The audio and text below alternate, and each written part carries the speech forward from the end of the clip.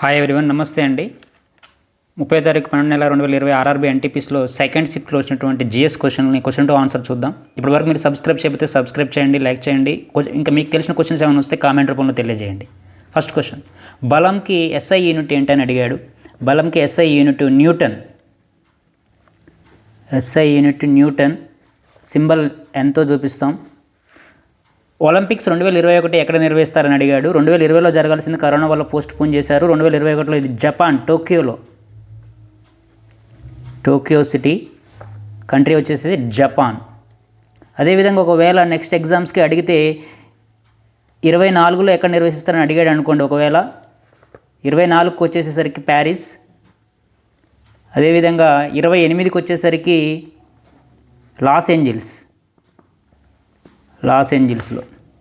Okay, అలాగే Beti Bachao Beti Padhao scheme ఎప్పుడు start చేశారన్నాడు. Beti Bachao ఇది 22 జనవరి 2015. బేటీ బచావో బేటీ పడావో 2015లో జనవరి 22న.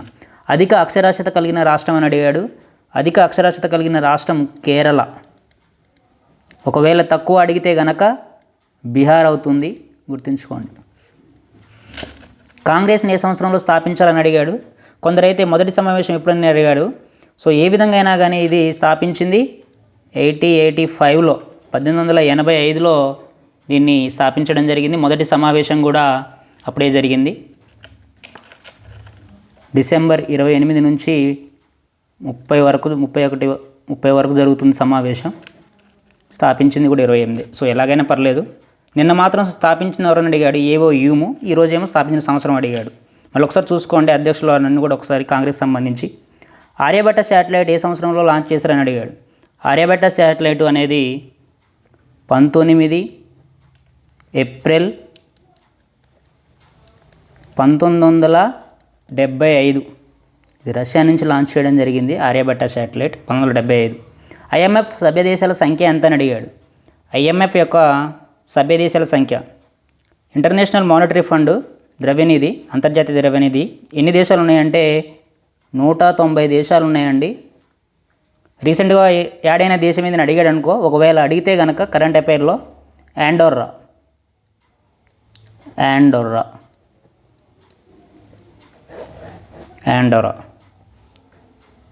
అవతార్ సినిమాలో పాండోరా లాగా ఇక్కడ ఆండోరా, గుర్తుంచుకోండి.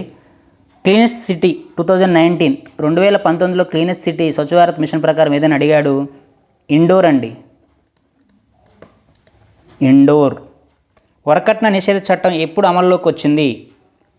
ఇది వరకట్న నిషేధ చట్టం అమల్లోకి వచ్చింది 1 మే 1961 అండి. మేడే గుర్తుంచుకోండి, 1961. 1961 వరకట్న నిషేధం, డౌరీ యాక్ట్. స్వచ్ఛ భారత్ని ఎప్పుడు స్టార్ట్ చేశారని అడిగాడండి. లాంచ్ చేసింది ఇది గాంధీ జయంతి అండి. గాంధీ జయంతి రోజు గుర్తుంచుకోండి, అక్టోబర్ 2న లాంచ్ చేశారు. ఇయర్ వచ్చేసరికి ఇది 2014 అండి. బీజేపీ అధికారంలోకి వచ్చిన తర్వాత స్టార్టింగ్. వీటో పవర్ కలిగిన దేశాలు ఎన్ని అని అడిగాడు. వీటో పవర్ అంటే ఇది యుఎన్లో ఉన్నటువంటి యునైటెడ్ నేషన్కి సంబంధించినటువంటి వీటో పవర్ 5 దేశాలండి. ఇవి సెక్యూరిటీ కౌన్సిల్ అన్నమాట, సిఎస్ అంటాం. Security council, UNSC. 5 దేశాలు ఉన్నాయి. అవి ఏవి అంటే యూకే, యుఎస్ అంటే England, America, Russia, France, China. ఈ 5 దేశాలు కూడా వీటో పవర్ కలిగినమాట సెక్యూరిటీ కౌన్సిల్లో మెంబర్స్, శాశ్వత దేశాలు, సభ్య దేశాలు. WHO 2019 malaria free country. World health organization 2019 లెక్కల ప్రకారం మలేరియా ఫ్రీ కంట్రీని దేన్ని డిక్లేర్ చేసిందని అడిగాడండి. అయితే ఇక్కడ ఒక కంట్రీ ఇచ్చాడా 2 కంట్రీ ఇచ్చాడా చూసుకోండి. అల్జీరియా ఇచ్చాడు అనుకోండి, రైటే. అర్జెంటీనా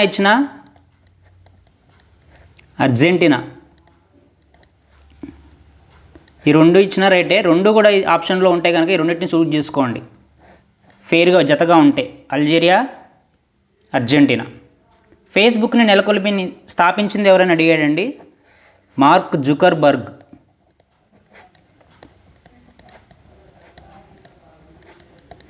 సీఈఓలు, ముఖ్యమైనటువంటి కంపెనీల సీఈఓలు అడుగుతున్నాడు.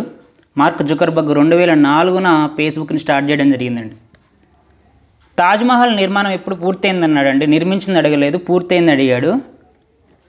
పూర్తయింది ఇది 1628 నుంచి స్టార్ట్ చేస్తే 32లో, 28 కాదు 32లో స్టార్ట్ చేసి 1648 కంప్లీట్ చేయడం జరిగిందండి. ఇది ఢిల్లీలో, ఆగ్రాలో ఉన్నటువంటి తాజ్మహల్ని 1648లో కంప్లీట్ అయింది. ఇది నోబెల్ ప్రైజ్ని ఎన్ని రంగాల్లో ఇస్తారని అడిగాడండి.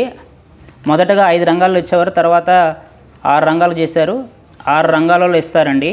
అవి ఫిజిక్సు, కెమిస్ట్రీ, మెడిసిన్, అంటే ఫిజియాలజీ కూడా దీంట్లోనే వస్తుందండి, ఎకనామిక్స్, ఫీజ్, లిటరేచర్ అంటే సాహిత్యం.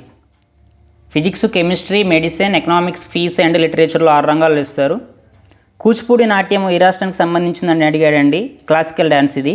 ఆంధ్రప్రదేశ్ అండి, ఆంధ్రప్రదేశ్కి సంబంధించింది కూచిపూడి. డ్యాన్స్లన్నీ చూసుకోండి ఒకసారి, మిగతా స్టేట్స్కి ఉన్నటువంటి క్లాసికల్ డ్యాన్స్ కూడా.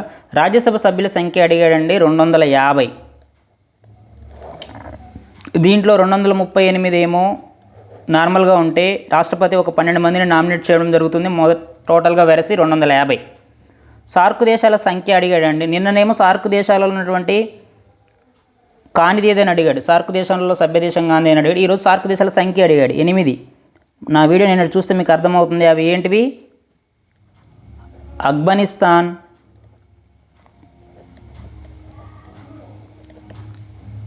పాకిస్తాన్, భారత్, నేపాల్, భూటాన్, బంగ్లాదేశ్, మాల్దీవులు, శ్రీలంక. ఇవి కూడా సార్క్ దేశాలండి ఇవి. ఓకే, మీథేన్ కెమికల్ ఫార్ములా అడిగాడు. మీథేన్ కెమికల్ ఫార్ములా వచ్చి CH4 CnH2n+2 ఫార్ములాలో చూసుకుంటే ఇది వస్తుందండి, CnH2n+2. అని అంటే కార్బన్స్ ఎన్ని తెలియాలి. మీత్ అంటే 1, మీత్ దీని మీద నెక్స్ట్ అడిగే అవకాశం ఉంటుందండి. Meth, eth, prop, but, penta, hexa, hepta, octa, nona, deca. For example next ఎగ్జామ్లో ప్రోఫెన్ ఫార్ములా అడిగాడు అనుకోండి, ఏన్ అనే పదం వస్తే CnH2n+2 అండి. ఏన్, మీథేన్, ప్రో ప్లస్ ఏన్, ప్రోపేన్ వచ్చిందనుకోండి, ప్రోప్ అంటే 1 2 3 3, n ప్లేస్లో 3 సబ్స్టిట్యూట్ చేసుకోండి, అంటే C3 అవుతుంది. H2n అంటే మళ్ళీ 3నే, 2 3 6 + 2 8. C3H అయితే ఏమవుతుందండి? ప్రోపేన్ అవుతుంది. సో ఈ విధంగా గుర్తుంచుకోండి. అదేవిధంగా గదర్ పార్టీ ఏ సంవత్సరంలో ఏర్పాటు చేశారని అడిగాడు. గదర్ పార్టీ ఏర్పాటు చేసింది ఏ సంవత్సరం? అయితే ఇక్కడ ఏ సంవత్సరం అని అడిగాడా, లేకపోతే ఎవరు ఫౌండర్ అని అడిగాడు అంటే రెండు రకాలుగా పంపారు మెసేజ్లు. సో ఏర్పాటు చేసింది అయితే కనుక ఇది 15th జూలై 1913, 1913 జూలై 15 ఏర్పాటు చేశారండి. ఫౌండర్ అడిగితే కనుక దీంట్లో చాలామంది ఉన్నారు. మెయిన్గా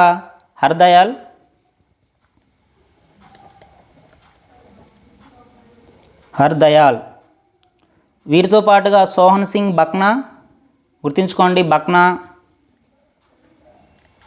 సంతోఖ్ సింగ్,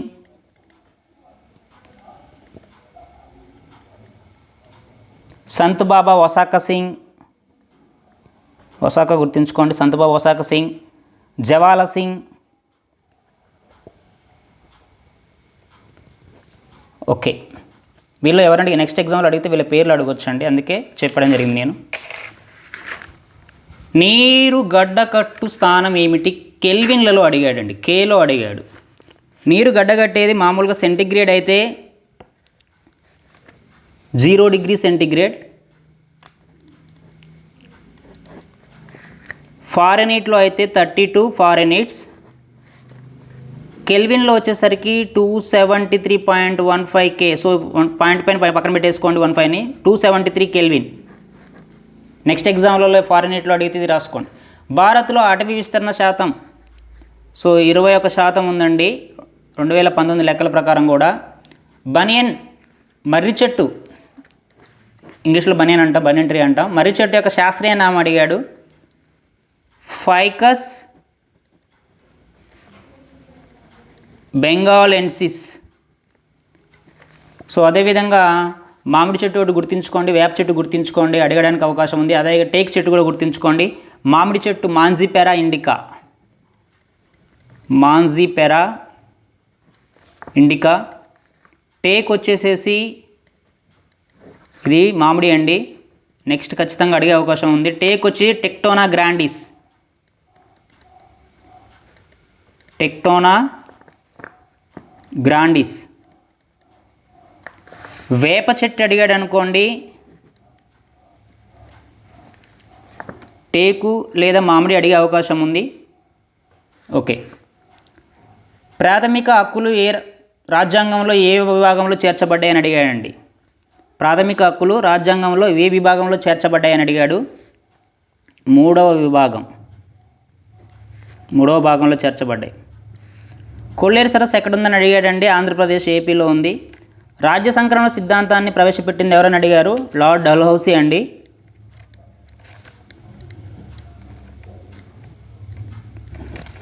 లార్డ్ డల్హౌసీ. ఈ క్వశ్చన్స్ వీటితో పాటు వేరే క్వశ్చన్లు వస్తే మెసేజ్ చేయండి, కామెంట్ చేయండి, లైక్ చేయండి, షేర్ చేయండి. Thank you. సబ్స్క్రైబ్ చేయడం మాత్రం మర్చిపోమకండి.